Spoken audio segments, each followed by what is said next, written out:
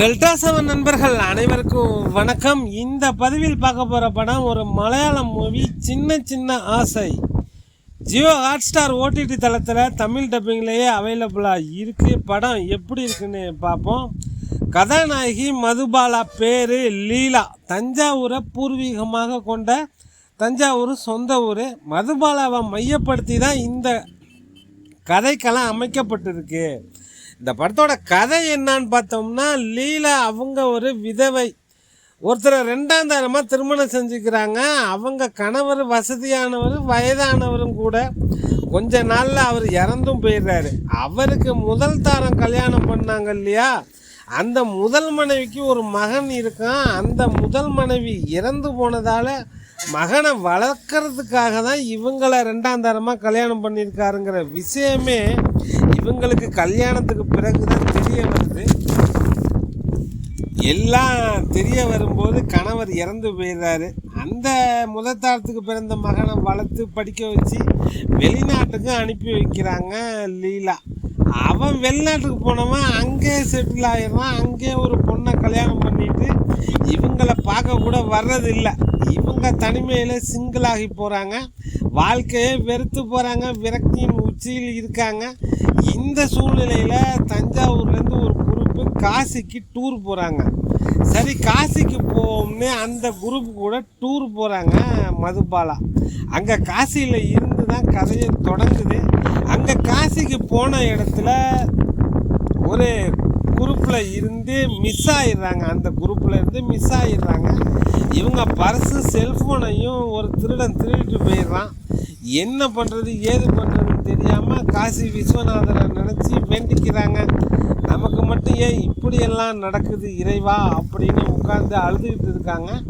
அந்த இடத்துக்கு ஹீரோவான இந்திரன்ஸ் வராரு. அவர் ஒரு ரிட்டையர்டான ஸ்கூல் வாத்தியார், மலையாளியும் வேறு. அவரோட மகள் அபர்ணா பாலமுரளி அங்கே காசியில் தங்கி படிக்கிறாங்க. மகளுக்கு உதவியாக இவரும் காசியில் தங்கியிருக்காரு. இந்திரன்ஸ் ஒரு நாளைக்கு 10 டீ குடிக்கிற ஆள். ஒன்றும் கவலைப்படாதீங்க, நான் உங்களை உங்கள் குரூப்பு கூட சேர்த்து வைக்கிறேன்னு ஆறுதல் சொல்கிறாரு.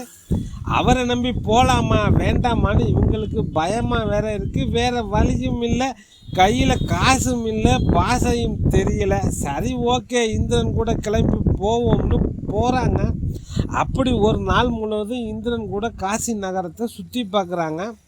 இவங்களோட சின்ன சின்ன ஆசையெல்லாம் சொல்ல அதையெல்லாம் இந்திரன்ஸு தீர்த்து வைக்கிறாரு. அப்போது சில கதாபாத்திரங்களையும் சந்திக்கிறாங்க.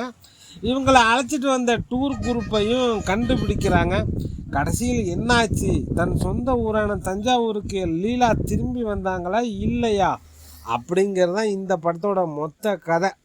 இந்த படத்தை மலையாள படம்னு சொல்லவே முடியாது, தமிழ் படம் தான். ஒரு ஃபீல் குட் மூவி தான். இந்திரன், அவரோட மகளை அபர்ணா பாலமுரளி 2 பேர் மட்டும்தான் மலையாளி. மற்ற கதாபாத்திரங்கள் எல்லாமே தமிழ் கதாபாத்திரம்தான். காளி வெங்கட் கதாநாயகியோட சின்ன வயசில் அவங்க அப்பா கதாபாத்திரத்தை பண்ணியிருக்காரு. ரொம்ப நல்லா பண்ணியிருக்காரு. தம்பி ராமையா ஒரு கதாபாத்திரம் பண்ணியிருக்காரு. எல்லோரையும் தாண்டி கவனம் ஈர்த்தது மதுபாலாவின் நடிப்பு தான்.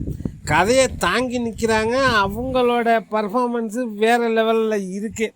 அவங்கள பார்க்கும்போது நமக்கு அவங்க மேலே பரிதாபமும் அனுதாபம் வர்ற அளவுக்கு பிரமாதமாக நடிச்சிருக்காங்க. கிளைமேக்ஸில் அழ வச்சிடுறாங்க. இலகிய மனம் கொண்டவர்கள் கண் கலங்காமல் நீங்கள் இந்த படத்தை பார்க்கவே முடியாது. கிளைமேக்ஸில் ஒரு ஃபீல் குட் மூவி தான். காமெடி, எமோஷனல்னு கலந்து கட்டி படத்தை ப்ரெசென்ட் பண்ணியிருக்காங்க. இயக்குனர் வர்ஷா வாசுதேவ், ரைட்டிங்கு அவங்க தான். இந்திரன்ஸ் இந்த கதையை நகர்த்தி கொண்டு போகிறாரு. ரொம்ப நல்லாவே நடிச்சிருக்காரு இந்திரன்ஸ். அவங்கவுங்க எடுத்துக்கொண்ட கதாபாத்திரத்தை நிறைவாக செஞ்சுருக்காங்க. அபர்ணா பாலமுரளி அவங்க கதாபாத்திரத்தை அவங்க நிறைவாக செஞ்சுருக்காங்க.